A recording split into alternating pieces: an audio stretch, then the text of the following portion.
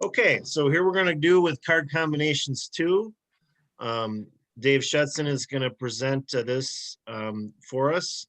The first one is up on YouTube back in August. You can go to all the previous mini lessons. They're in a playlist, mini lessons, and you can review these whenever you want.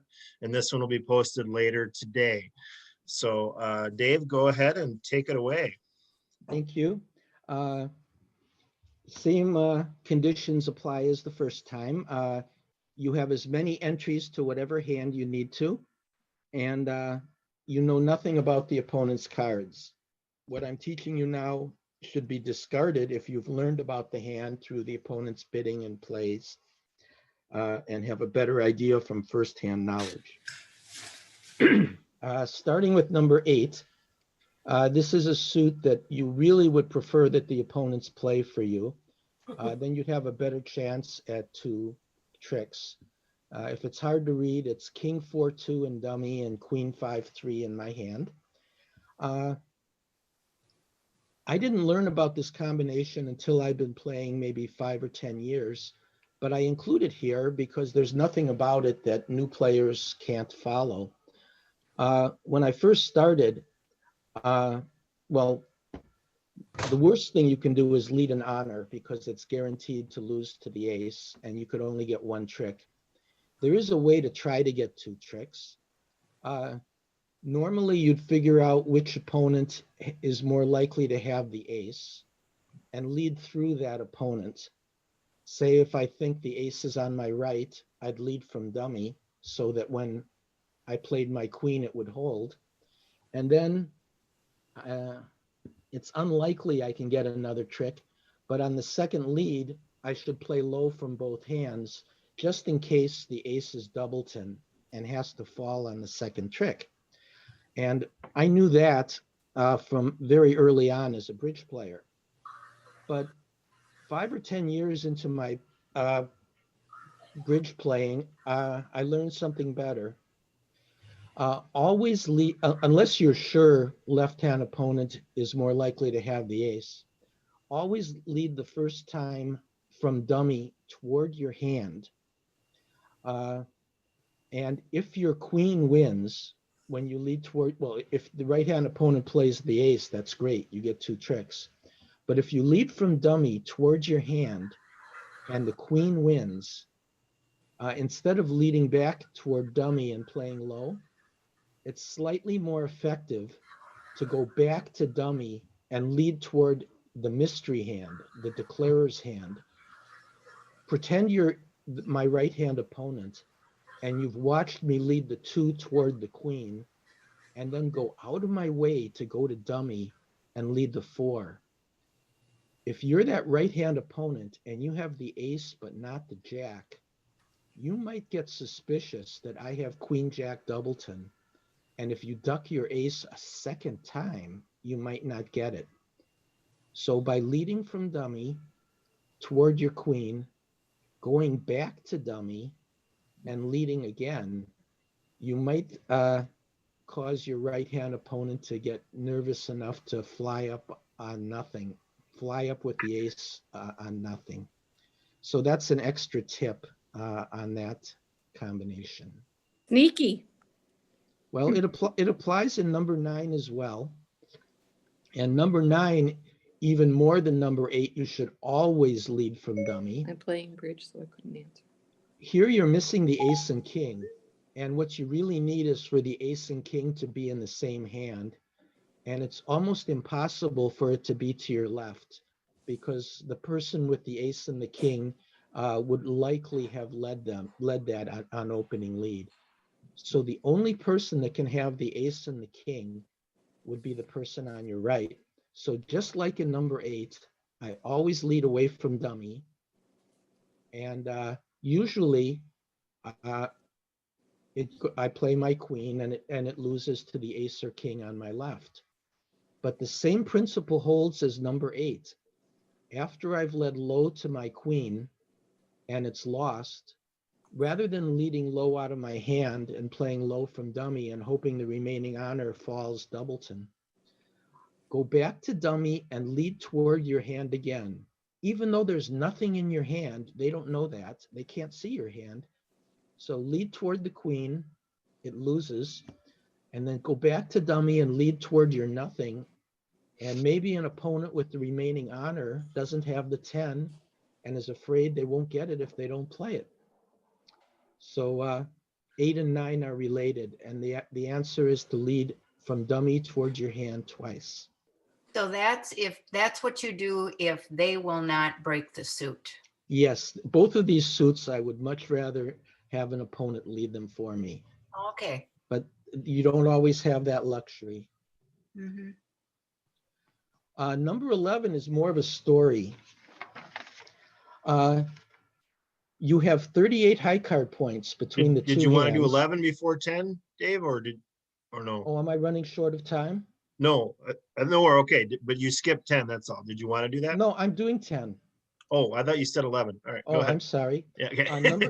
Number 10, you have 38 high card points, and the bidding is simple: 1 no, 7 no. But because, well, you have 38 points, you should be in a grand slam, and normally Right. you'd have 13 top tricks. But I fixed it so that north and south have the same distribution. Oh, Mm-hmm. So you're only missing the queen of diamonds, and it's up to you to find it. oh. And there's a very good way to find it. It may look like even money to you. The opponent sadly did not lead a diamond. Uh, but you should focus on the red suits here and notice that what the defenders see is identical in the red suits. They see an ace 10 9 in dummy. And what you do is you play hearts first to see how ethical your left-hand opponent is. Your left-hand opponent, your opponents are not supposed to hesitate if they don't have a reason to. They're not supposed to hesitate to deceive you. In fact, that's a rule. But not everyone is quite as ethical. So get a measure on how honest your left-hand opponent is. Lead the jack of hearts toward the ace 10 9. And you know that the opponents don't have any hard honors. But Mhm. lead the jack of hearts and observe your left-hand opponent. If there is an unethical hesitation, you've caught them, and don't give away anything, but just inwardly knowing you've caught that they're slightly less ethical. So if you lead the jack of hearts and they duck it, follow up with the jack of diamonds. And if this unethical opponent plays smoothly to your jack of diamonds, to the defense, it's identical. You've let a jack into the ace 10 9. So they've shown their true colors by ducking your jack of hearts. And when you lead the jack of diamonds, if they hesitate on this one, you can be pretty sure they don't have the queen because they've been proven to be unethical. So when you lead the jack of diamonds, if they hesitate again, you can almost certainly virtually claim here by going up with the ace and finessing the other way. And if they play smoothly, we know they don't do that when they have the queen, when they have nothing. So you assume they have the queen and you can let it ride. So the trick is to lead the suit where you have everything, just to see how ethical your left-hand opponent is. And then you'll know what to do if you when you lead the jack of diamonds. Now flip it the other way. Let's say you lead the jack of hearts and your opponent plays low smoothly. Your opponent is ethical. So now when you lead the jack of diamonds and if they play low smoothly, you can assume that they don't have the queen. And if they hesitate, they've been proven to be honest. So you know they have the queen and you can finesse them. So use the suit where they don't have a problem to learn about this. Now, the ACBL would frown on me doing this because the ACBL will tell you that all players are ethical. But I've been playing a while, and in the old days, these sorts of hesitations to deceive were considered to be part of the game. So older players tend to have bad habits here. But this is the sort of card combination you wouldn't normally see in a bridge lesson.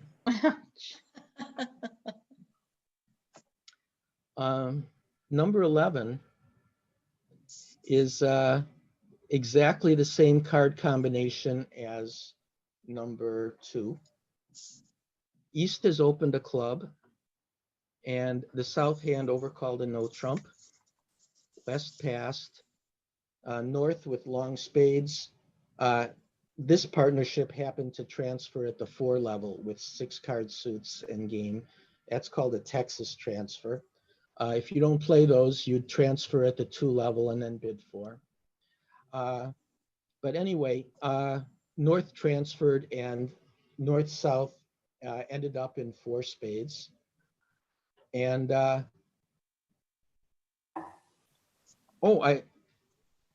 it doesn't say so on this, but on my, you should also know that the Queen of Hearts was led. Oh, okay. And the opponents took 3 heart tricks and returned a club. And you've lost 3 tricks, you're in 4 spades, and you need the rest of the tricks to make it.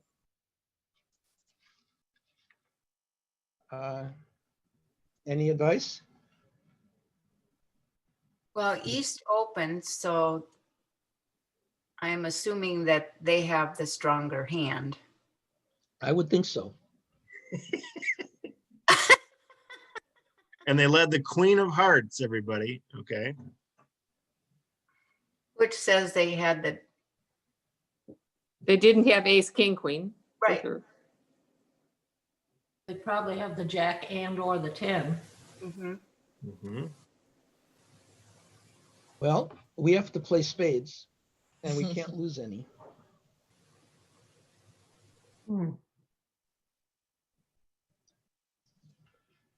Well, you got to take finesses from your hand. So you play the 10 and unblock the 9. So you can play the 8. No, you only got those 2 hands there. Sorry, 2 heart cards. You can only do it once. Why not finesse to the 10 from the hand towards the 10-8? Because you just Well, thought the east. The queen would win it, and you'd be down No one. matter which hand the queen's in, it would lose. Right. Oh. Why? When I taught number 2, I told you the best way is to finesse twice toward the dummy. Right. My first disclaimer was this is what you do if you don't know anything about the hand. Declarer has 16 points and dummy has 10 for 26. And the Queen of Hearts was led from west. That's And their, that Oh, makes- so that was all his points. That was the entirety of what he has. That's 28. And if you think the queen was from the Queen Jack, it's actually 29. So the idea is the remaining 11 or 12 points have to be with East just to get the barest semblance of an opening hand. right. Perhaps they opened on 11 or 12 because they had some distribution. So you just finesse twice through him. Nope. No, because it's That- in east. So you that's just have to play hopeless. for the drop. Oh, east, east, east, east. Yes, you're Yes, right. the East opened and has every single high card point left. This hand is my way of telling you the entire lesson is worthless, and you should only listen to it if you know nothing about the opponent's hands. I've always thought finesses were totally useless. But the more you play, the more you listen to the opponent's clues. And both opponents are telling you that the Queen of Spades is in the East. So it's hopeless to finesse, even though in hand 2, I told you that was the best percentage play. Your only hope is to play the ace and king and hope for that the the drop. queen drops. Thank So everything on this sheet is just the starting point. What you do if you have no idea of what the opponents have. Anything you learn can easily sway you. And here, you know ahead of time that it's hopeless to finesse. If both opponents have gone out of their way to tell you what to do. So, Gonna go down one. And you and many of you guys know I'm in FA, Finessers Anonymous, and there are times you're not supposed to, okay? And this is one of them, okay? So So Dave, can't emphasize enough, listen to the bidding. This is a key one. Another one is if the opponents have preempted. You learn a lot about the distribution, okay? If the opponents are what? If they've done a preemptive bid, Oh, preempt, thank you. okay? so David, what are the statistics on East holding 2 with the queen? I mean, oh, two in- it's not good. You're missing 5 of them, so it's more likely the queen is with the longer holding than the shorter one. okay, And it, But it's your only you're- chance. yeah, Yeah, finessing is 0 chance, so take whatever you can get. okay. And Janice, I don't want you to listen to that finessing is 0 chance. It's this instance, all right? Don't expect me at any of your meetings. Uh, All righty, Mark, guys. What? Could you scroll down to hand 3? Or- Scroll up. 12? 3, hand Oh, 3. three. Oh, 3 you want to go to? Okay. Mhm. Mark mentioned opponent's preempts. Hand 3, during the lecture, I may have said lead the jack just in case someone covers and then play for the drop. Hand 3, if I have an opponent who had preempted, I would play the opponent's that opponent for shortness, and Oh, okay, I would cash either the ace or king so that I could finesse the preemptor's partner on the second round. So Dave, I think you deserve a raise, so we're gonna have to renegotiate, okay? Your people will get in touch with my people. All right. All right, thanks, everybody, for Hey, joining us. Mark, Yep. Thank you. Mark and Cindy, Susan can't play, so Oh. I can invite okay, great. Cindy if you want. All right, I'm just gonna stop the recording. So, okay, so I'm gonna post this later, and thanks, everybody. Thanks especially to Dave. Thank All right. you. Thank Bye. you, guys. Thank you so much.